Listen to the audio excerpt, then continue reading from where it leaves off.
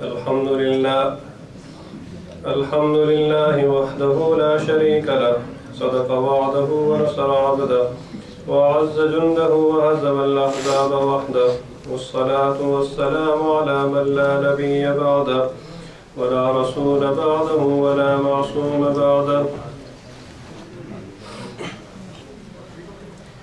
أما بعد فقال رسول الله صلى الله عليه وسلم لزوال الدنيا أهون على الله من قتل مؤمن بغير حق أو كما قال عليه الصلاة والسلام يا رب صل وسلم دائما أبدا على حبيبك خير الخلق كلهم. Very respected elders and youngsters,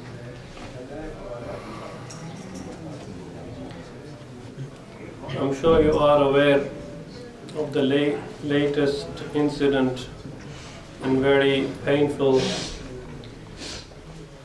attack happened in Pakistan in the city of Peshawar, where over 100 children, and I say innocent children, they were martyred, they were killed. And living in this modern world, we are seeing this every other day. Sometimes the news of children's killing is in Palestine, in Palestine, sometimes in Syria, sometimes Iraq, sometimes Afghanistan, and now, unfortunately, it's even started in Pakistan. Allah knows best what are the motivations behind this, but apparently speaking, these incidents are very painful. There are no words to describe the pain of the parents who go through this tragedy. If you go back in the history, in the Quran, Allah has given two historical facts. Two facts that two types of communities, Allah condemned them in the Quran. Allah spoke against them in the Quran. And Allah has called their actions evil in the Quran. One was Fir'aun, and the other was the time of Jahiliyyah. Before Muhammad ﷺ became prophet, people who lived in Mecca, in Arab land, the acts they used to carry out were condemned, was disliked, was cursed by Allah, by His Prophet, and by the Quran.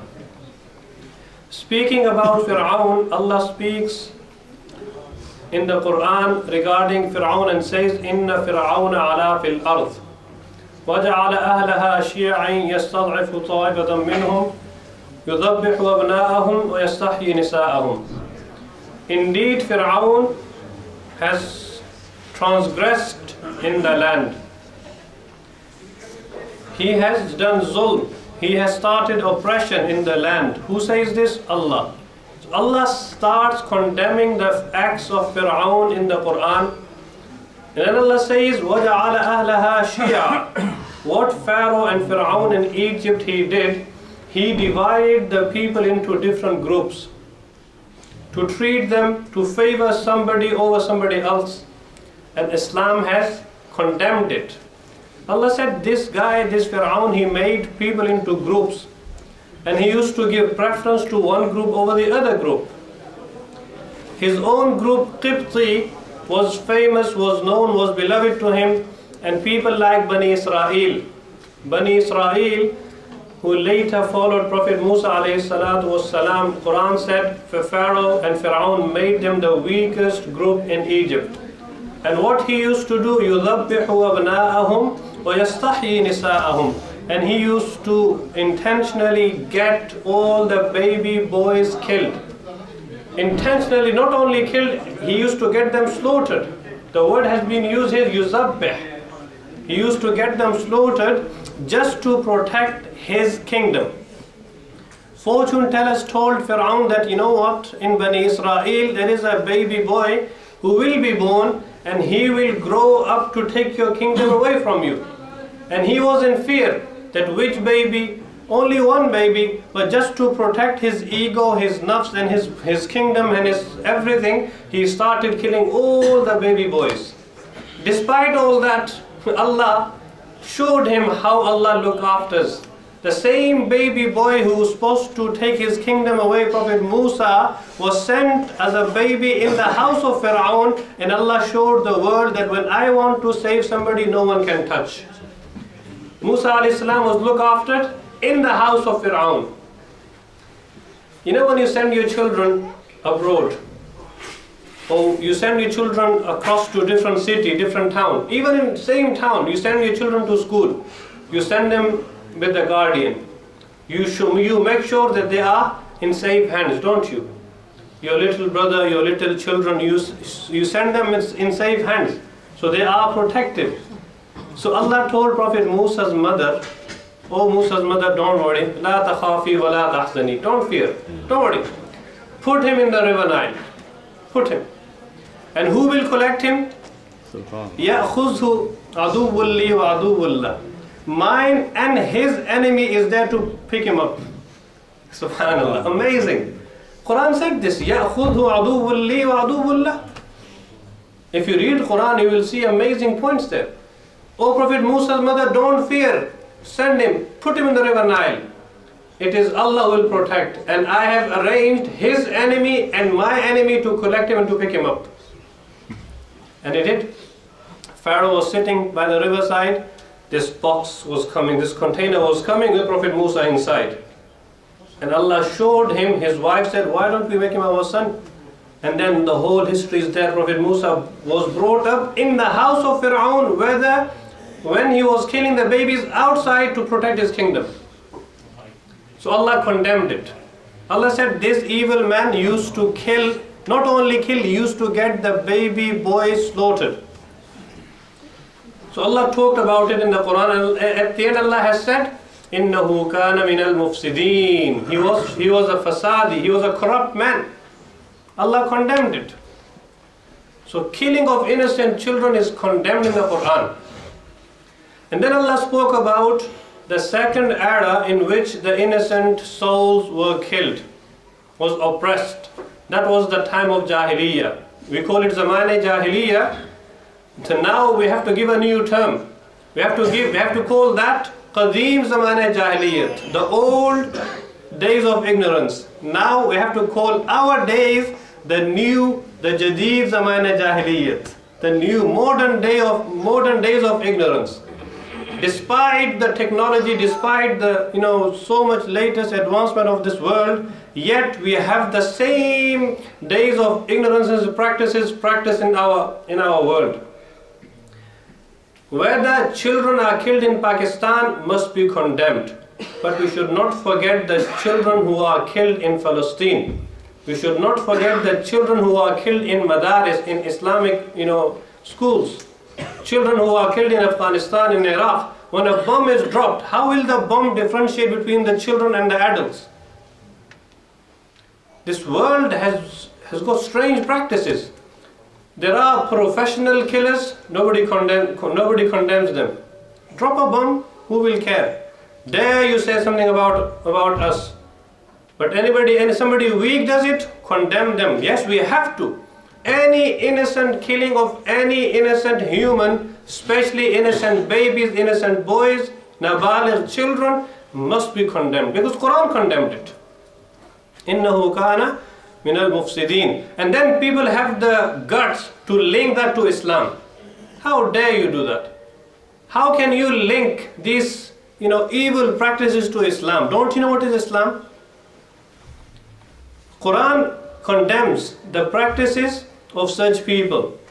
So Zamane Jahiliyyah, before Prophet Muhammad sallallahu alaihi wasallam, people used to, what Fir'aun used to do, used to kill the baby boys. And in this time, people used to bury their daughters alive. Oh, daughter? I need to look after her for 20-25 years and get her married off? So somebody else's person I look after? This evil thought, this evil thinking, evil mentality, Quran condemned it. Quran said, وَإِذَا بُشِّرَ أَحَدُهُمْ بِالْأُنْسَى. The amazing words have been used here. Quran said, when these unfortunate people are given the good news of a daughter, Quran has used the word bushira, basharat. जब इन बदबख्तों को बशारत दी जाती है बेटी की, When these unfortunate people are given the glad tidings and the good news that Allah is going to bless them with a daughter, you see their face color changing. Oh, daughter in our house? So, astaghfirullah. And then they used to, na'udhu billah, go and bury. One Sahabi, one person became Muslim. When he became Muslim, he came to Prophet Muhammad sallallahu alaihi wasallam and said, Prophet of Allah, now I have accepted Islam, but I'm not satisfied. Why? I have a sin in my report. I did something very evil. Will Allah forgive that sin? What's that? He asked. He said, before Islam, long time before, I had a daughter. She started walking, she started talking to me. She's around only 2-3 years old. And people were, rebuking me. People were saying, you still have a daughter in your house? I couldn't take the pressure of the society. Many things, they say peer pressure leads to beer pressure. And beer pressure leads to blood pressure. Society pressure. People gonna say, naak kaat jayegi, flan ho jayega, you'll be disgraced. And this evil practices and evil pressure got to me, Prophet of Allah. I took my daughter, I started digging a hole. And she was helping me. She was helping me in digging that hole, and she doesn't know that this hole is for her. And then at the end, she started cleaning my beard, my hair with the dust. And at the end, I couldn't take the pressure. I chucked her inside, and she was saying, oh my dad, what are you doing, what are you doing? I didn't listen to her anything. I buried her alive. Prophet of Allah is crying. He is crying, his beard is wet. Who? The Prophet of mercy. And then you are linking this to Islam? Our Muslims, you need to speak. You don't need to be under pressure by this criticism. Speak. Allah gave you the tongue. Answer back. Muhammad Ali, the boxer, he was asked regarding the few apparent practices of some people, namely called Muslims, who did the Twin Tower attack in America. He was asked, how do you feel sharing the belief of the Twin Tower bombers? Meaning they were Muslims, apparently you are Muslim as well. How do you feel sharing the same Islam as them? He said, before I tell you, you tell me, how do you feel sharing the belief of the Hitler? You are Christian, he was Christian, but nobody blames the Christianity. Why don't we have the guts to speak? Why do we take the pressure? Did we tell them to do it? Read our Islam, read the Quran, read the Hadith. Forget killing. The Hadith which I was reading today, Prophet of Allah said in 2 different Hadiths. One is, لَوْ أَنَّ أَهْلَ السَّمَاءِ وَأَهْلَ الْأَرْضِ. Listen to these words. In Tirmidhi this Hadith is found. Prophet of Allah said, لَوْ أَنَّ أَهْلَ السَّمَاءِ وَأَهْلَ الْأَرْضِ. If every person of the world and every person of the heaven, everyone get together to kill one innocent soul, one innocent human, one innocent Muslim, one innocent believer, then Allah will not differentiate. Allah will put everybody in the fire of hell. How dare you killing one innocent human? Have you seen any other book in the world apart from Quran, except Quran? I challenge, bring it if you can find it. Quran said the only book in the world says, "Man qatala nafsan bighayri nafsin aw fasadin fil ardi faka'annama qatala an-nasa jami'a." You kill one innocent human, it is as though you have killed the whole humanity. Bring such statement to us if you have. Bible doesn't say it. Our Islam says, our Quran says, and then you want to blame us? Then you want to link everything to Islam? Prophet of Allah said, "Man hamala alayna silaha falaysa minna." Forget killing, forget harming, even raising a harmful object, knife, or anything which is harmful, if you show that or if you raise that to a Muslim, to another person, then he has nothing to do with Islam. Forget killing. He is saying that you should not even raise something harmful to another person. That's why our ulama, our elders, our Islam teaches, if your mom, dad, if your friend, if somebody asks you to bring a knife, you go and bring a knife. Don't hold the main part of the knife and hold the sharp part of the knife towards them. Hold it other way around, hold it upside down and give them the other part. This is our teachings. And then you want to link that to Islam? Then Prophet of Allah said in another hadith, لَزَوَالُ الدُّنْيَا أَهْوَنْ عَلَى اللَّهِ مِنْ قَتْلِ مُؤْمِنٍ بِغَيْرِ حَقٍّ. Ibn Majah. It is easier, it is lighter of the whole universe's destruction in the eyes of Allah than the killing of one innocent human and Muslim. Meaning one innocent killing of one innocent soul is more heavy in the eyes of Allah than the whole world's destruction. Who says this? Quran said. وَمَنْ أَحْيَاهَا فَكَأَنَّمَا أَحْيَا النَّاسَ جَمِيعًا. You help, you assist in saving one innocent life, one innocent soul. You have saved the whole humanity. Who said this? Quran said this. And then you want to link all these evil people's action to us, to Islam, to Quran? Don't you know that Prophet of Allah was a merciful prophet?